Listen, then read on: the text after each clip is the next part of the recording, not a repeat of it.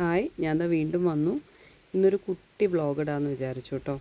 എൻ്റെ രാവിലത്തെ പരിപാടികളൊക്കെ ഞാൻ ഇടാമെന്ന് വിചാരിച്ചു. ഞാൻ രാവിലെ 5 മണിക്ക് എണീറ്റതാണ്. ഇപ്പോൾ മോനിന്ന് സ്കൂളുണ്ട്, അപ്പോൾ അവന് ലഞ്ച് കൊണ്ടുപോകണം. അതിനുള്ള പരിപാടികളാണ്.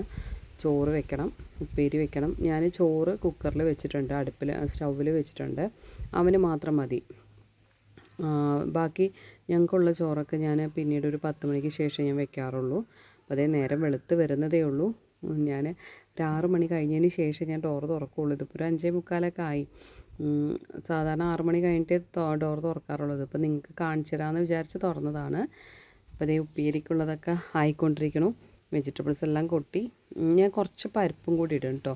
ഇങ്ങനെ മിക്സഡായിട്ട് വെക്കുമ്പോൾ ഞാൻ കുറച്ച് പരിപ്പും കൂടി ഇടും. എനിക്കത് ഭയങ്കര ഇഷ്ടമാണ്. അപ്പോൾ നമുക്ക് പിള്ളേർക്ക് കൊടുക്കുകയാണെങ്കിലും നമ്മൾ ഈ വേറെ ക്യാബേജ് മാത്രം അല്ലെങ്കിൽ ക്യാരറ്റ് മാത്രം അങ്ങനെ വേറെ വെക്കുമ്പോഴുള്ളതും ഇങ്ങനെ മിക്സാക്കി വെക്കുമ്പോൾ ഉള്ള ടേസ്റ്റും രണ്ടും വ്യത്യാസമുണ്ട്. അപ്പോൾ എനിക്ക് ഇങ്ങനെ വെക്കുന്നതാണ് ഭയങ്കര ഇഷ്ടം. പിന്നെ കുറച്ച് ബാക്കി സാധനങ്ങളൊക്കെ ഉണ്ടെങ്കിൽ ചെറിയൊരു ക്യാബേജ് മതി, ഒരു കഷ്ണം ക്യാരറ്റ് മതി, അല്ലെങ്കിൽ ഒരു ക്യാരറ്റോ കുറച്ച് ബീൻസൊക്കെ ഉണ്ടെങ്കിൽ തന്നെ നമുക്കൊരു തോരനായി. അപ്പം ഞാനിത് പിന്നെ കുറച്ച് തേങ്ങ ഇടുമ്പോഴത്തേക്കും നമുക്ക് എല്ലാവർക്കും വേണ്ട ഉപ്പേരി ഉച്ചക്കലത്തേക്ക് കഴിക്കാനുള്ള ഉപ്പേരിയൊക്കെ ആവും. അപ്പം ഞാൻ ഉപ്പേരിയൊക്കെ റെഡിയാക്കി കറിവേപ്പില ഇട്ട് നമ്മൾ അടുപ്പിൽ വെക്കുമ്പോഴേ നമ്മൾ സ്റ്റൗവിലൊക്കെ ആകുമ്പോൾ തീ കുറച്ച് വെക്കാം, നമുക്ക് അഡ്ജസ്റ്റ് ചെയ്യാൻ പറ്റും. പക്ഷേ അടുപ്പിലാകുമ്പോൾ അഡ്ജസ്റ്റ്മെൻ്റ് ഒന്നും നടക്കില്ലല്ലോ. അപ്പോൾ അടുത്തന്നെ ഉണ്ടാവണം. അടുത്തന്നെ ഇല്ലെങ്കിൽ പെട്ടെന്ന് കരിഞ്ഞു പോകും. പിന്നെ ഇതുപോലെ ഇടയ്ക്കൊന്ന് വെള്ളം തളിച്ച് കൊടുക്കുകയാണെങ്കിൽ നമ്മുടെ ഉപ്പേരി ഡ്രൈ ആവാണ്ട് കിട്ടും. മറ്റത് നമുക്ക് സ്റ്റൗവിലാകുമ്പോൾ തീ കുറച്ച് വെച്ചിട്ടൊന്ന് അടച്ച് വെച്ച് കഴിഞ്ഞാൽ തന്നെ നമുക്ക് നല്ല സോഫ്റ്റായിട്ട് കിട്ടും. പക്ഷേ ഇതാകുമ്പോൾ പെട്ടെന്ന് ഡ്രൈ ആവും. അപ്പോൾ ഒന്ന് തളിച്ച് കൊടുത്താൽ മതി. അപ്പോൾ ഞാൻ ഉപ്പേരിയൊക്കെ വാങ്ങിക്കഴിഞ്ഞിട്ട് ഞാനിതേ ആ ചീനച്ചട്ടി ഒന്ന് കഴുകിയെടുത്തിട്ട് അതിൽ തന്നെ ഉപ്മാവ് ഉണ്ടാക്കാൻ പോകണേ. നേരമൊക്കെ വെളുത്ത് വന്നു. അപ്പം എനിക്ക് പെട്ടെന്ന് തന്നെ ഉണ്ടാക്കണം. അവന് 7 മണിക്ക് കഴിക്കാൻ കൊടുക്കണം. അപ്പോൾ ഇന്ന് ഉപ്പുമാവാണ്, ഗോതമ്പ് ഉപ്മാവും നേന്ത്രപ്പഴം ഉണ്ടായിരുന്നു. അപ്പോൾ അതൊന്ന് നെയ്യിലിട്ടൊന്ന് വാട്ടിയിട്ട് അതും കൂടെ ആയിട്ട് കൊടുക്കാമെന്ന് വിചാരിച്ചു. അപ്പോൾ ഞങ്ങൾക്ക് എല്ലാവർക്കും അത് തന്നെയാണ് ഇന്ന് കഴിക്കാൻ. ഞാൻ ഇഞ്ചിയും പച്ചമുളകും കറിവേപ്പിലയും സവാളയും എല്ലാം എടുത്തിട്ടുണ്ട്. എല്ലാം റെഡിയാക്കി വെച്ചു. നമ്മൾ അടുപ്പിൽ ഉണ്ടാക്കുമ്പോൾ എല്ലാം റെഡിയാക്കി വെക്കുവാണെങ്കിൽ പെട്ടെന്ന് ഉണ്ടാക്കാൻ പറ്റും.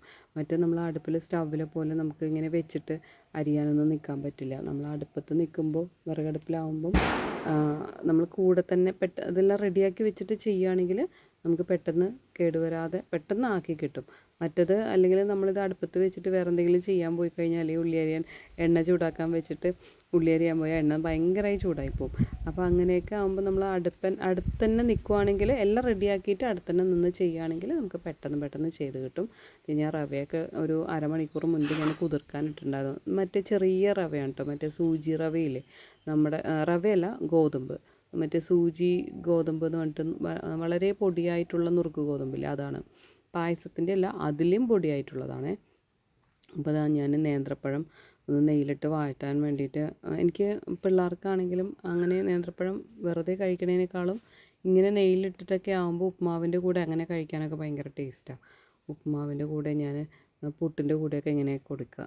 നേന്ത്രപ്പഴം ഉണ്ടെങ്കിൽ ഇവർക്ക് വേവിച്ച് കൊടുക്കുന്നത് അത്ര ഇഷ്ടമില്ല. അപ്പോൾ ഞാൻ ഇങ്ങനെ നെയ്യിലാക്കിയിട്ടാണ് കൊടുക്കുക. എനിക്കും ഇങ്ങനെ വേവിക്കണത് അധികം പഴുക്കാത്തതാണെങ്കിൽ വേവിച്ച് കൊടുക്കും. പക്ഷേ അവർക്ക് അത് അത്ര ഇഷ്ടമില്ല. പക്ഷേ എനിക്ക് ഇങ്ങനെ മുരിച്ചിങ്ങനെ എടുക്കണം. നേന്ത്രപ്പഴമൊക്കെ നെയ്യിൽ ഇത്രയും കൂടെ നന്നായി പഴുത്ത പഴമാണെങ്കിൽ നല്ല ടേസ്റ്റാണ്, നല്ല മധുരം കിട്ടും.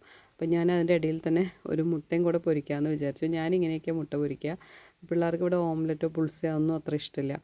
കുറച്ച് മസാലയൊക്കെ ഇട്ടിട്ടുള്ള മുട്ടയാണ് ഇഷ്ടം. അപ്പോൾ ഞാൻ ഒരു ഇച്ചിരി ഒരു തണ്ട് മുരിങ്ങയിലയും കൂടി ഇട്ടിട്ടുണ്ടായിരുന്നു. അവനറിയാത്ത വിധത്തിലാണ് ഇട്ടിരിക്കുന്നത്. സ്കൂളിൽ കൊണ്ടുപോയാലേ അറിയുള്ളൂ. അപ്പോൾ ഇതേ ലഞ്ച് ബോക്സൊക്കെ റെഡിയാക്കി എനിക്കിന്നൊന്ന് അമ്പലത്തേക്ക് പോകണം. അപ്പം ഞാൻ അവൻ്റെ കൂടെ തന്നെ പോകാമെന്ന് വിചാരിച്ചു. അവനെ എന്തായാലും എനിക്ക് ബസ് സ്റ്റോപ്പിലാക്കാൻ പോകണം. അപ്പോൾ അതിൻ്റെ കൂടെ അമ്പലത്തിൽ പോയി ഒന്ന് തൊഴണം. ഒന്ന് അമ്പലത്തിൽ പോയി ആഴ്ചയിൽ ഒരു ദിവസമെങ്കിലും അമ്പലത്തിൽ പോയി തൊഴുതി കഴിഞ്ഞാൽ ഒരു സമാധാനമാണ്. അപ്പോൾ അതേ ഞാൻ തൊഴുതി ഇറങ്ങി. ഇന്ന് പുഷ്പാഞ്ജലിക്കൊന്നും കൊടുത്തില്ല, അർച്ചനയ്ക്കൊന്നും ഞാൻ കൊടുത്തില്ല.